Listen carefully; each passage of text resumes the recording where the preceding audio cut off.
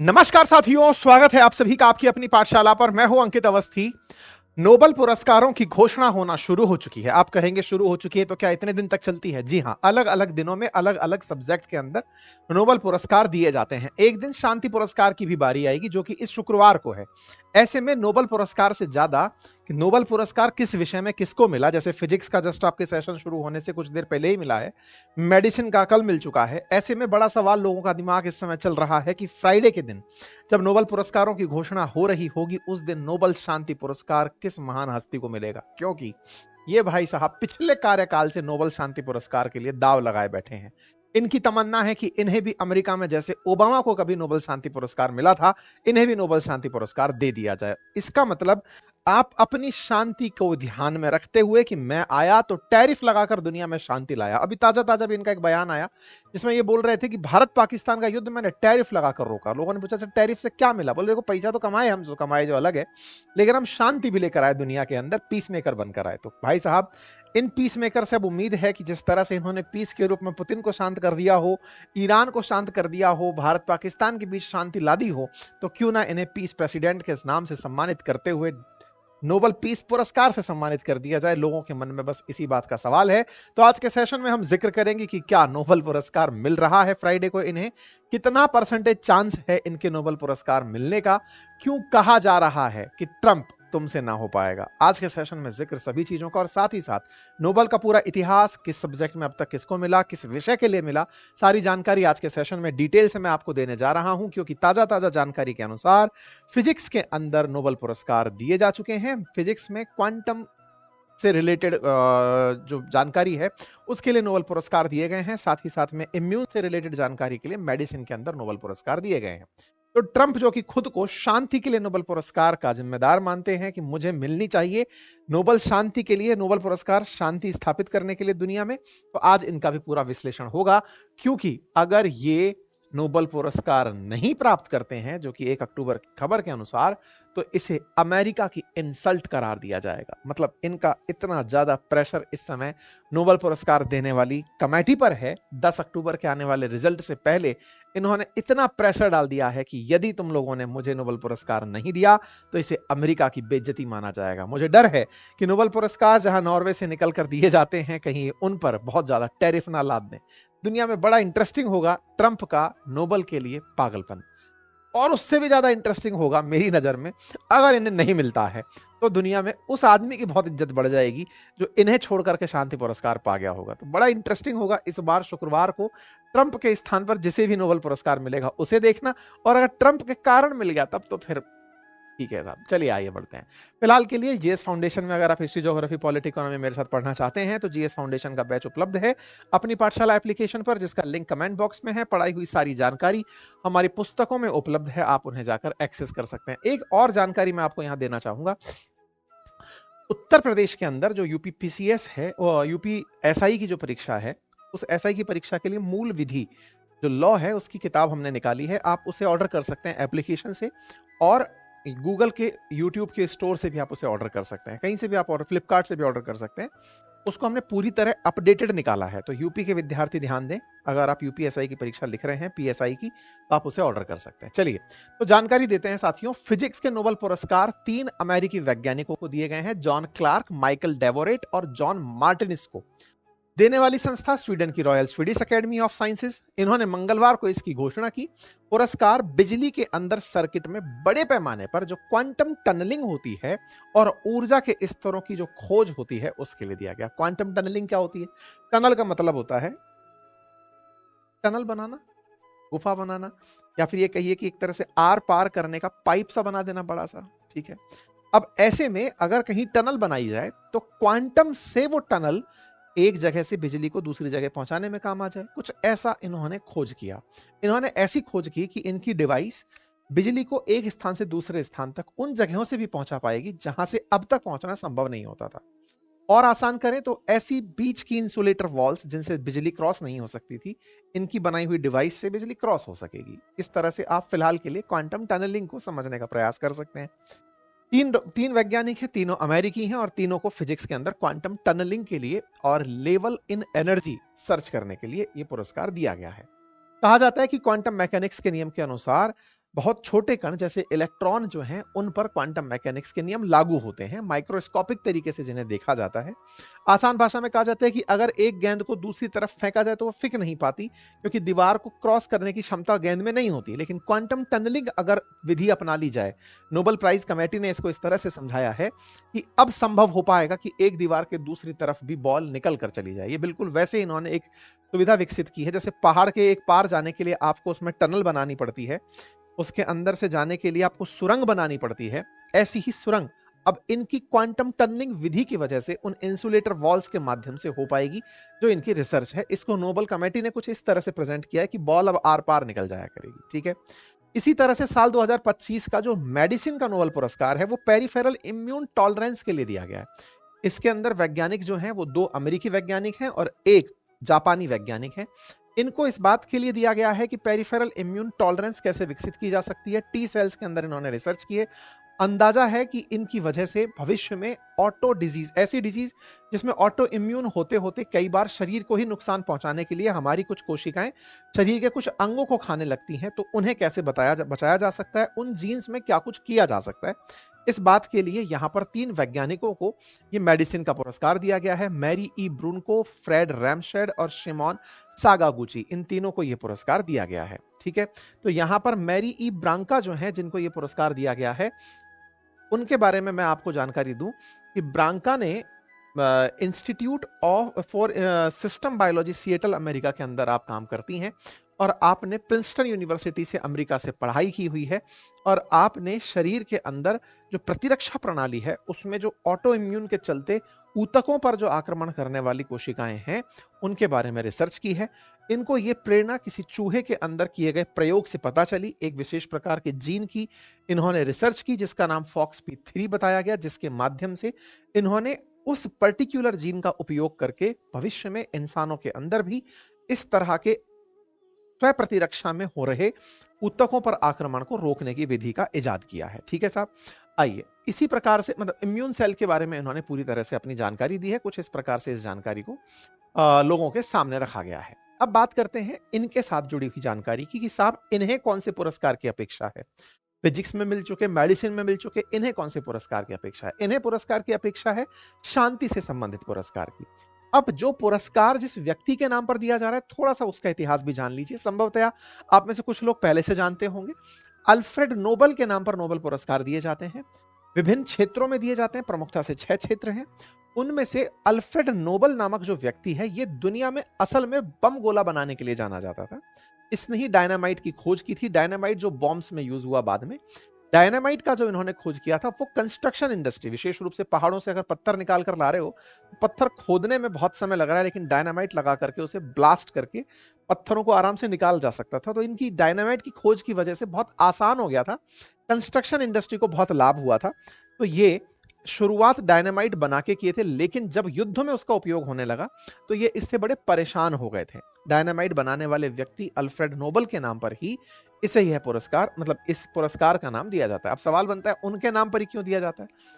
इन्होंने अपनी वसीयत से इस पुरस्कार की घोषणा की थी कि मैं जितना पैसा कमा कर जा रहा हूं, इन्हें एक अमीर आवारा कहा जाता था क्योंकि इन्होंने डायनामाइट की कई देशों के अंदर एक तरह से कहिए फैक्ट्रियां लगा दी थी और वहां पर ये पूरे टाइम विजिट करते रहते थे और उस डायनामाइट से दुनिया में तबाही मच रही थी। तो इन्हें एक अमीर आवारा की तरह से ट्रीट किया जाता था। हालांकि इन्होंने अपनी रिसर्च के समय पर लगभग 355 पेटेंट्स अपने नाम कराए थे, लेकिन दुनिया ने इन्हें डायनामाइट की वजह से ही रिकॉग्नाइज किया। आप एक स्वीडिश व्यक्ति थे, स्वीडन के रहने वाले व्यक्ति थे और आप उद्योगपति के साथ साथ आविष्कारक भी थे। इनके जो उद्योग मतलब जो खोज थी वो भौतिकी, रसायन, इन सब क्षेत्रों के अंदर इनका काफी महत्व था। इस पर हमने अपनी पाठशाला पर प्रॉपर एक इस प्रकार का इमेज बना करके वेबसाइट पर और कम्युनिटी पोस्ट पर भी आप लोगों के लिए डाल दिया है। कुल 6 कैटेगरियों में भौतिकी, साहित्य, रसायन, शांति, फिजियोलॉजी, चिकित्सा, अर्थशास्त्र, इन क्षेत्रों में ये पुरस्कार दिया जाता है। भारत के ये लोग हैं जिन्हें अभी तक ये पुरस्कार दिया जा चुका है। नोबेल पुरस्कार के कुछ इतिहास हैं, ये सारी जानकारी आपको कंटेंट पर वेबसाइट में उपलब्ध हो जाएगी। मतलब इनको आप पढ़ सकते हैं अवेयरनेस के पॉइंट ऑफ व्यू से, अगर आप इसकी किसी एग्जाम की तैयारी कर रहे हैं। केमिस्ट्री के अंदर पुरस्कार दिया जाना, फिजिक्स, इकोनॉमिक्स, पीस, लिटरेचर, ये सारे सब्जेक्ट्स हैं। मेडिसिन, इन सब्जेक्ट्स के अंदर नोबेल पुरस्कार दिया जाता है। तो ट्रंप जिस क्षेत्र में पुरस्कार की उम्मीद कर रहे हैं उस क्षेत्र का नाम शांति पुरस्कार है। 2025 के जो नोबेल शांति पुरस्कार हैं उनकी घोषणा 10 अक्टूबर को दोपहर 2:30 बजे होने वाली है। तो इस समय पर लोगों का ध्यान पूरी तरह से नोबल शांति पुरस्कार घोषणा करने वाली कमेटी के यूट्यूब चैनल्स पर होगी, वेबसाइट्स पर होगी कि ये पुरस्कार अल्टीमेटली किसे मिला। अब सवाल बनता है कि पुरस्कार मिलने की प्रक्रिया क्या होती है। इसके लिए तरीके होते हैं नामांकन करने के। मतलब इस तरह से होता है कि व्यक्तियों को नामांकित किया जाता है। जैसे अगर शांति पुरस्कार के लिए होना है तो राष्ट्राध्यक्ष, सांसद, कई विश्वविद्यालय के प्रोफेसर्स या फिर पूर्व विजेता या शांति संस्थानों के निदेशक, उनके द्वारा किसी को नॉमिनेट किया जाता है। व्यक्ति खुद को नॉमिनेट नहीं कर सकता। बताया जा रहा है कि 2025 में इस बार 338 नामों पर नॉमिनेशन आया है कि इन इन लोगों को किया जा सकता है, यानी कि इन लोगों को शांति पुरस्कार दिया जा सकता है। लेकिन विज्ञान की श्रेणी में खुद कमेटी अपनी तरफ से भेजती है कि आप लोग आवेदन करिए सर, आपकी रिसर्च को नोबेल पुरस्कार मिलना चाहिए। यहां पर एक बड़ी इंटरेस्टिंग बात है और वो ये कि ये पूरी की पूरी जानकारी इतनी गुप्त रखी जाती है कि 50 साल तक किसने किसको नॉमिनेट किया और कौन कौन व्यक्ति नॉमिनेट हुआ, ये जानकारी बाहर नहीं निकाली जाती। लेकिन आप कहेंगे कि ट्रंप के बारे में सबको पता चल गया, क्योंकि ट्रंप खुद बजते बहुत हैं। लेकिन अगर कोई व्यक्ति खुद से खुद के बारे में ना बताए तो ये किसी को मतलब या तो नॉमिनेट करने वाला ना बताए या खुद व्यक्ति ना बताए तो ये जानकारी बाहर नहीं आ सकती। इस तरह से यहां पर पूरी गोपनीयता का पालन किया जाता है।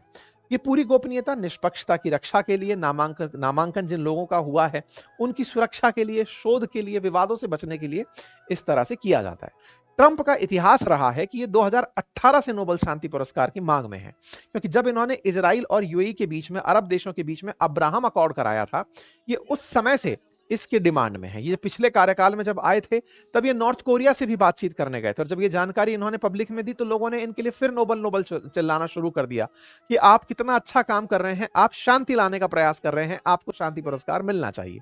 डोनाल्ड ट्रंप 2020 में भी इसी तरह से नॉमिनेटेड हुए थे 2021 के नोबेल शांति पुरस्कार के लिए।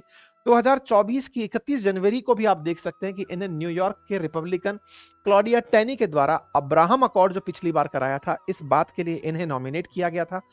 इसी तरह का नॉमिनेशन महात्मा गांधी जी को भी 5 बार मिल चुका था। मतलब अगर आप ये सोचे कि इतनी बार नॉमिनेट हो चुका है तो ट्रंप को मिल ही जाना चाहिए, तो मैं आपको कुछ नाम ऐसे बताता हूं जिनके बाद आपको लगेगा कि यार इनके नाम पर तो दुनिया में अहिंसा और शांति की बात की जाती है, उन्हें तो मिलना ही चाहिए था। महात्मा गांधी जी का नाम 5 बार इस पुरस्कार के लिए नॉमिनेट किया गया, लेकिन उन्हें यह पुरस्कार नहीं मिल पाया।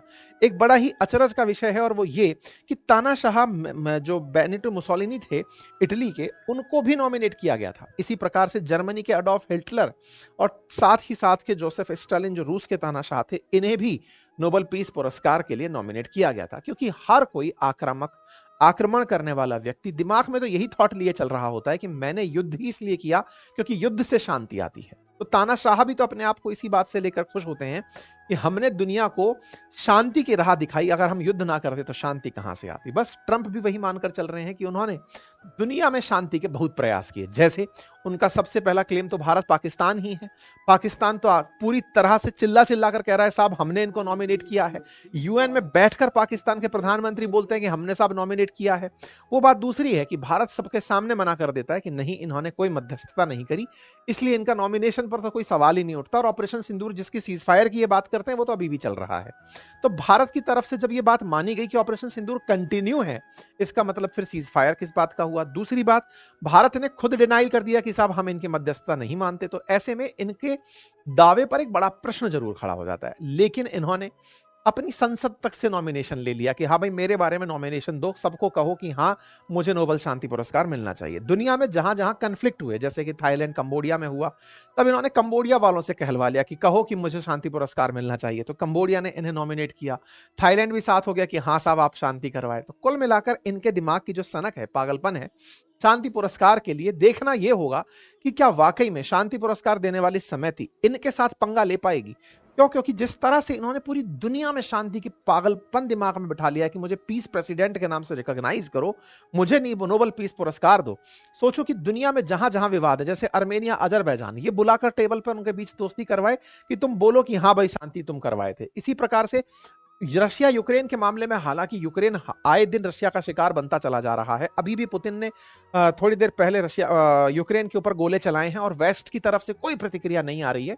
तो लोगों का कहना यह है कि ट्रंप ने दुनिया भर में जहां जहां पर कलेश टाइप की चीजें चल रही थी उनके नाम पर तो शांति की दावेदारी कर दी, लेकिन जिन नामों से खुद चुने गए थे कि भाई मैं यूक्रेन रशिया वॉर रुकवा दूंगा या इजराइल गाजा के अंदर शांति ले आऊंगा, कुछ भी नहीं करवा पाए। तो ये शांति के लिए जो कंपनसेटरी एक्शन कर रहे हैं ना, कि भारत पाकिस्तान रुकवा दिया, ईरान इजराइल रुकवा दिया, थाईलैंड कंबोडिया रुकवा दिया, इस तरह की जो बातें हैं, ये सब बातें अपने प्रभाव को दिखाने के लिए कि देखो मैंने कुछ किया है। इनसे, इनकी इस तरह की बातों से कहीं भी वो पुरानी चीजें छूट नहीं जाती कि आप इलेक्शन में इन दोनों का नाम लेकर तो नहीं आए थे। दुनिया में जब आप राष्ट्रपति बने थे तो कांगो और रवांडा के लिए तो नहीं राष्ट्रपति बने थे कि मैं उनके बीच में शांति करवाऊंगा। ताइवान ने तो यही कहा कि अगर वाकई में आपको लगता है कि आपको शांति पुरस्कार मिलना चाहिए, हम भी नॉमिनेट करेंगे। चाइना वालों से कहो कि हमारे से सेना को हटा ले, वो हमारे ऊपर सैन्य कार्रवाई करने के ख्वाब ना देखे, आप एक बार सर बोल दीजिए उसको। तो कुल मिलाकर के जो मूल मुद्दे हैं, ट्रंप उन पर कोई मतलब अपना बयान नहीं दे रहे हैं, बाकी दुनिया का ध्यान बटाने के लिए कि देखो मैं ये करवा दिया, वो करवा दिया, ताकि लोग रशिया, यूक्रेन और ईरान, इजराइल और गाजा के ऊपर इनसे कोई क्वेश्चन ना करे। बस इसी तरह से ये पूरी तरह से उधम मचाए पड़े हैं कि भैया हमें पुरस्कार दो। हद तो तब हो गई जब 1 महीने पहले नॉर्वे के मिनिस्टर को इन्होंने इस बात के लिए फोन कर दिया कि यार सुनो, हमें नोबेल पुरस्कार मिलना चाहिए। मतलब ये नॉर्वे को धमका दिया। अब देखना होगा, नॉर्वे की कमेटी शांति पुरस्कार देती है, अगर इनको नहीं दिया, मतलब गलती से ऐसा हो जाए उन बेचारों से कि भाई साहब इनको इग्नोर मार दिया, तो देखना होगा उनके ऊपर किस प्रकार के टैरिफ लगते हैं। क्योंकि ट्रंप की दावेदारी पर लोगों का कहना जरूर है कि ट्रंप ने कोई शांति तो स्थापित नहीं की है। इनकी वजह से जो व्यक्ति पर्यावरण से संबंधित जो पेरिस क्लाइमेट डील है उससे बाहर आ जाए, विश्व के पूरे सिस्टम को खंडा फिंडा दे, उसने टैरिफ की तरह से जो जंग खेली उससे दुनिया में अशांति ही बढ़ी, तो उसे किस तरह की शांति का पुरस्कार दिया जाए। बहुत सारे लोगों का अपना अपना मत है। एपी के अंदर कुछ मतलब जेएनयू की तरफ से हवाला आता है, वर्जीनिया के मरीन कॉर्प्स के बेस क्वांटिटी को मिलिट्री लीडर्स इस बात को मानते हैं। बहुत सारे दिग्गजों का यह मानना है कि ट्रंप इस बार के शांति पुरस्कार के दावेदार नहीं हो सकते। लोगों ने अपनी तरफ से यही कहा है कि ट्रंप की जितनी भी मांग है वो केवल नोबेल कमेटी को प्रेशराइज करने के लिए है।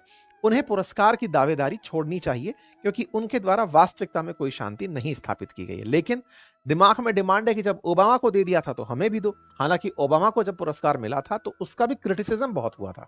हालांकि ओबामा ने खुद से चिल्ला चिल्लाकर इनकी तरह मांगा नहीं था।